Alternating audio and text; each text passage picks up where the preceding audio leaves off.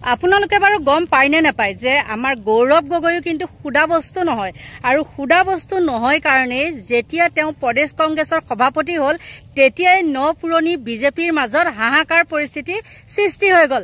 নমস্কাৰ বন্ধু বান্ধৱীসকল, কি খবৰ আপোনালোকৰ? মোৰ বাৰু ভালে আৰু এনেকুৱাই গৰম, কি কৰিব উপায় নাই, এনেকৈ আহিছোঁ আৰু এইখিনি জেগাত মোৰ ভিডিঅ' বনাই ভাল লাগে। বাৰু যি কি নহওক, এতিয়া মেইন কথাটোলৈ আহোঁ। আপোনালোকে এইকেইদিন দেখি আছিলে যে অকল পাকিস্তানত গৈছে গৌৰৱ গগৈ, পাকিস্তানত গৈছে গৌৰৱ গগৈ, এইখিনিয়ে আছিলে। আৰু তাৰ অন্তৰালত কি হ'ল জানেনে? গৌৰৱ গগৈয়ে সুন্দৰকৈ ক'লে যে তেওঁ পাকিস্তানত যোৱাটো হয়, এবাৰ নে দুবাৰ তেওঁ গৈছিলে।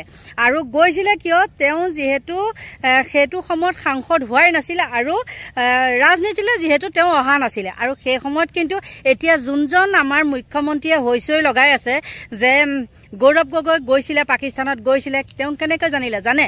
যেতিয়া তেওঁ মানে প্ৰয়াত তৰুণ গগৈ দেৱৰ পাকঘৰত ভাত খাই আছিলে আৰু এইবিলাক আলোচনা হৈ আছিলে। আৰু গৌৰৱ গগৈ যিহেতু তেতিয়া সৰু আছিলে, আজিৰ পৰা 13-14 বছৰ আগত হ'লেতো সৰুৱে হ'ব নহয় জানো? গতিকে তেওঁ ৰাজনীতিলৈ নহা মানুহটো যেতিয়া তেওঁ গৈছিলে সেইবিলাক কথা তেওঁ ভালকৈয়ে জানিছিলে। আৰু তেওঁ এতিয়া উপায়ন্তৰ হৈ সেইখনকে হোৱাই নোহোৱাই গাই আছে। আৰু তেওঁ আচলতে ভয় হৈছে গৌৰৱ গগৈ মুখ্যমন্ত্ৰী হ'লে কি হ'ব, তেওঁ আচলতে ভয় সেইটোৱেই। আৰু তাৰপিছত কি হ'ল জানেনে? গৌৰৱ গগৈ আজি সুন্দৰভাৱে মানে কৈ দিলে যে তেওঁ কেতিয়া গৈছিলে। আৰু মই কৈছোঁৱেই, যেতিয়া আমাৰ হিমন্ত বিশ্ব শৰ্মা কংগ্ৰেছত আছিলে তেওঁ কিন্তু সেই তেতিয়াই গৈছিলে। আৰু তেতিয়া তেওঁ ৰাজনীতিলৈতো অহা নাই, মই কৈছোঁৱেই বাৰু, কিন্তু তেওঁ মুখেৰে শুনক, সুন্দৰকৈ আপোনালোকক বুজাই দিছে আৰু তেওঁ স্পষ্টকৈ কৈছে যে মই যোৱা হয়। চাই লওক। 2013 চনত সাংসদ নথকাৰ সময়ত লোকসভা সমষ্টি নিৰ্বাচন পূৰ্বে আমাৰ দুয়োজনৰ বিয়া পিছত আমিও এটা ব্যক্তিগত পাৰ্চনেল ট্ৰিপ আমি পাকিস্তানলৈ গ'লোঁ। সেইটো তেওঁ নিজৰ ব্যক্তিগত তেওঁলোকৰ ইচ্ছা আৰু ল'ৰা ছোৱালীৰ নাগৰিকত্ব লৈ মাকৰ ওপৰত সদায় নিৰ্ভৰ থাকে। কোভিডৰ সময়ত সকলোৱে গম পাইছে যে কেনেকুৱা এটা চিকিৎসা লৈ এটা ভয় এটা আছিল। সেই সময়ত আমাৰ মোৰ সৰু ছোৱালী তাই ইংলেণ্ডত জন্ম লৈছিল, যিহেতু মোৰ পত্নী সেই সময়ত ইংলেণ্ডত আছিল।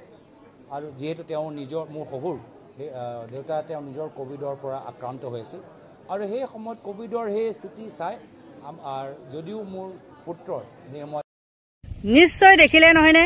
আৰু দেখাৰ পিছত তেওঁ এজন সাংসদ এতিয়া, আৰু তেওঁ ক'ত কি কৰিব লাগে নালাগে সকলোখিনি জানে। আৰু সেই সৰু বাচ্চাকেইটাক লৈ যে নাগৰিকত্ব কৈ আছে, আমাৰ দেখোন ল'ৰা ছোৱালীবিলাকে 17 বছৰ হ'লেহে আমি ভোট দিব পাৰোঁ, হয়নে? 17 বছৰ নে 18 বছৰ এনেকুৱা হ'ব লাগে, তেতিয়াহে ভোট দিব পাৰে। কিন্তু সেই কথাটোকে গৌৰৱ গগৈয়ে চিন্তা কৰিব লাগে নে আমাৰ মুখ্যমন্ত্ৰীয়ে চিন্তা কৰিব লাগে নে মুখ্যমন্ত্ৰীৰ লগত থকা লালু পাঞ্জুখিনিয়ে চিন্তা কৰিব লাগে? সেইবিলাকহে একদম মানে আচৰিত কথা দেই। লোকৰ মাইকী লোকৰ ল'ৰা ছোৱালীৰ কথা বাৰু খুচৰি থাকিবলৈ কিহে পাইছে? আৰু তেওঁ এতিয়া নিজে স্বীকাৰ কৰি দিলে নহয়, এতিয়া আপোনালোকে কি বুলি ক'ব?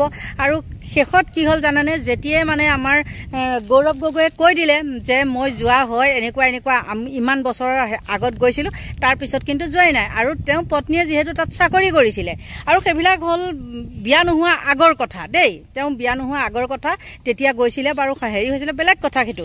কিন্তু এতিয়া হঠাতে এটা মুখ্যমন্ত্ৰী আমাৰ সিদ্ধান্ত ল'লে নহয়, গম পাইছেনে? কি সিদ্ধান্ত ল'লে গম পাইছে? সিদ্ধান্তটো ল'লে যে গৌৰৱ গগৈ কথা কোনেও পাতিব নালাগে, কোনেও মানে আলোচনা কৰিবই নালাগে তেওঁৰ ওপৰত। এইটো আকৌ কেনেকুৱা কথা? আৰু মই যদি মিছাকৈ কৈছোঁ, আপোনালোকে চাওকচোন গৌৰৱ গগৈৰ ওপৰত তেওঁ কেনেকৈ মানে সকলোকে মানে বন্ধ থাকিবলৈ কৈছে, চাওক আপোনালোকে। এতিয়া আলোড়নৰ সৃষ্টি হৈছে বিজেপিৰ অন্তৰ্মহলত, আৰু বিজেপিয়ে গৌৰৱ গগৈক লৈ এতিয়া কি ষ্ট্ৰেটেজি তেওঁলোকে ল'ব তাকে লৈ বিভ্ৰান্তিত পৰিছে ৰাজ্যিক বিজেপি। নমস্কাৰ, মই দিলৱাৰ হুছেইন মজুমদাৰ আৰু আপোনালোকে চাবলৈ আৰম্ভ কৰিছে দি ক্ৰছ কাৰেণ্ট। এই মুহূৰ্তৰ এক ডাঙৰ খবৰ, বিজেপিৰ মুখপাত্ৰসকলক নিৰ্দেশ দিয়া হৈছে গৌৰৱ গগৈক লৈ আৰু একো মন্তব্য কৰিব নোৱাৰিব বিজেপিৰ মুখপাত্ৰসকলে। আপোনালোকক জনাই আছো এই মুহূৰ্তৰ এক ডাঙৰ খবৰ, প্ৰদেশ কংগ্ৰেছৰ সভাপতি গৌৰৱ গগৈক লৈ এতিয়া একো মন্তব্য কৰিব নোৱাৰিব বিজেপিৰ মুখপাত্ৰসকলে। বিজেপিৰ নেতৃত্বৰ ফালৰ পৰা এই নিৰ্দেশ দিয়া হৈছে মুখপাত্ৰসকলক।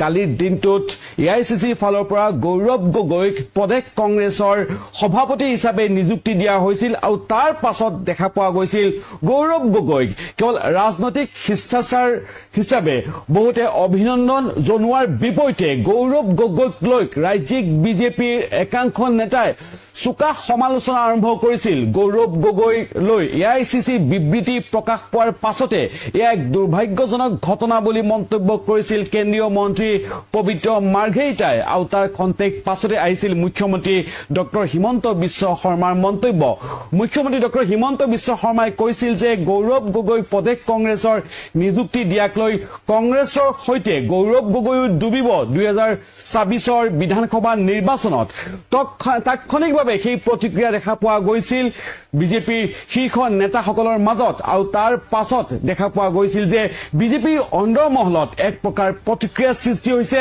এক প্ৰকাৰ আলোড়নৰ সৃষ্টি হৈছে আৰু আমাৰ হাতত পৰা খবৰ অনুসৰি আমাৰ হাতত পোৱা তথ্য অনুসৰি ইতিমধ্যে বিজেপিৰ মুখপাত্ৰসকলক সকীয়াই দিয়া হৈছে তেওঁলোকক নিৰ্দেশ দিয়া হৈছে ৰাজ্যিক বিজেপিৰ ফালৰ পৰা নিৰ্দেশ দিয়া হৈছে যে গৌৰৱ গগৈক লৈ তেওঁলোকে আৰু একো মন্তব্য কৰিব নোৱাৰিব গৌৰৱ গগৈক লৈ এই মুহূৰ্তত বিজেপিৰ অন্দৰমহলত এক বৈঠক অনুষ্ঠিত হোৱাৰ কথা আছে কি ধৰণে গৌৰৱ গগৈক তেওঁলোকে গৌৰৱ গগৈৰ বিৰুদ্ধে তেওঁলোকে মন্তব্য কৰিব বা গৌৰৱ গগৈক লৈ তেওঁলোকে কেনেধৰণে প্ৰতিক্ৰিয়া কৰিব তাৰ কাৰণে এক প্ৰশিক্ষণ শিবিৰো আয়োজন কৰিব বিচৰা হৈছে আৰু ইতিমধ্যে দি ক্ৰছ কাৰেণ্টৰ হাতত পৰা তথ্য অনুসৰি ৰাজ্যিক বিজেপিৰ মুখপাত্ৰসকলক সকীয়াই দিয়া হৈছে যাতে গৌৰৱ গগৈক লৈ আৰু কোনো ধৰণৰ তেওঁলোকে এই মুহূৰ্তত বা পৰৱৰ্তী নিৰ্দেশনা অহালৈকে কোনো ধৰণৰ যাতে প্ৰতিক্ৰিয়া ব্যক্ত নকৰে সংবাদ মাধ্যমৰ সন্মুখত সেই তথ্য দিয়া হৈছে সেই নিৰ্দেশ দিয়া হৈছে ৰাজ্যিক বিজেপিৰ মুখপাত্ৰসকলক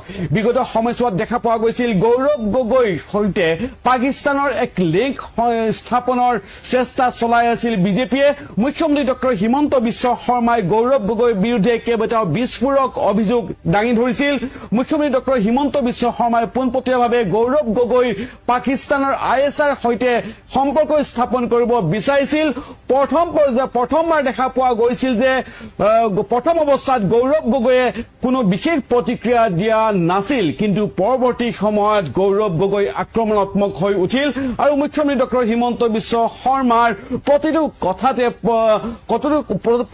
কথাৰ বিপৰীতে মন্তব্য দিবলৈ আৰম্ভ কৰিছিল গৌৰৱ গগৈয়ে কিন্তু 10 ছেপ্টেম্বৰ তাৰিখটোলৈ এতিয়াও কোনো ধৰণৰ সিদ্ধান্ত ল'ব পৰা নাই বিজেপিয়ে মুখ্যমন্ত্ৰী ডক্টৰ হিমন্ত বিশ্ব শৰ্মাই কৈছে 10 ছেপ্টেম্বৰত তেওঁ কিছু বিস্ফোৰক তথ্য দাঙি ধৰিব ৰাইজৰ সন্মুখত তেওঁ এক ডেডলাইন বান্ধি দিছিল 10 ছেপ্টেম্বৰত আৰু 10 ছেপ্টেম্বৰৰ যি প্ৰসংগ সেই প্ৰসংগৰ চৰ্চাৰ মাজতে প্ৰশ্ন উত্থাপন হৈছিল যে গৌৰৱ গগৈ প্ৰদেশ কংগ্ৰেছৰ সভাপতি পদত গৌৰৱ গগৈক নিযুক্তি দিয়া হ'ব নে নাই বহু ৰাজনৈতিক বিশ্লেষকসকলে ভাবিছিল যে যেহেতু পাকিস্তানৰ সৈতে সংযোগ স্থাপনৰ এক চেষ্টা চলাই থকা হৈছিল গৌৰৱ গগৈ ভাৱমূৰ্তি ম্লান কৰাৰ চেষ্টা চলাই থকা হৈছিল গতিকে কংগ্ৰেছ হাইকমাণ্ডে গৌৰৱ গগৈক এই মুহূৰ্তত যে প্ৰদেশ কংগ্ৰেছৰ সভাপতি পদত নিযুক্তি নিদিব পাৰে বহু ৰাজনৈতিক বিশ্লেষকসকলে ক'ব খোজে যে যেহেতু বিধানসভা নিৰ্বাচনলৈ মাজত মাথো 10টা বা 11টা মাহে বাকী আছে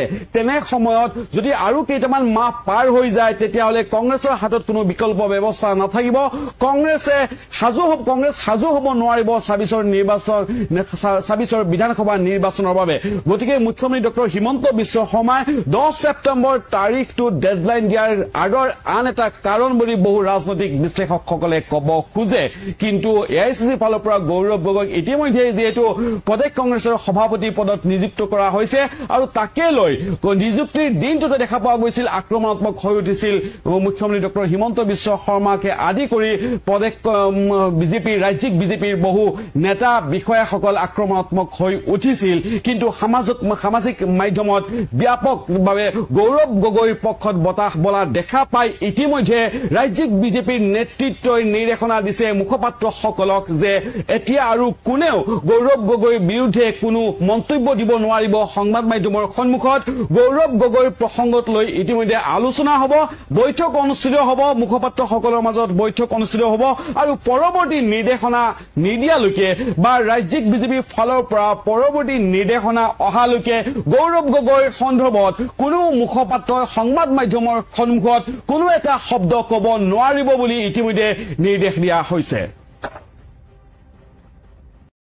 দেখিলে আৰু ওপৰত মই অৱশ্যে থামলেনখনো লগাই দিছোঁ, আপোনালোকে আকৌ ক'ব পাৰে নহয় মিছা বুলি। আৰু মই এইখিনিতে সদায় কওঁ বাৰু, আৰু আজিও কৈছোঁ দেই, মই যে সৰুকৈ ভিডিঅ' কিছুমান লগাই দিওঁ, কিয় দিওঁ জানেনে? কিছু প্ৰমাণ থাকিবৰ কাৰণে। কাৰণ আজিকালিতো জানেই আৰু মানুহক ফচাবলৈ কিমান হেৰিলে আপুনি ক'ত পালে, কিয় ক'লে, এনেকৈ ক'ব ন। সেইকাৰণে মই তাত থৈ দিওঁ সাঁচি পেলাই।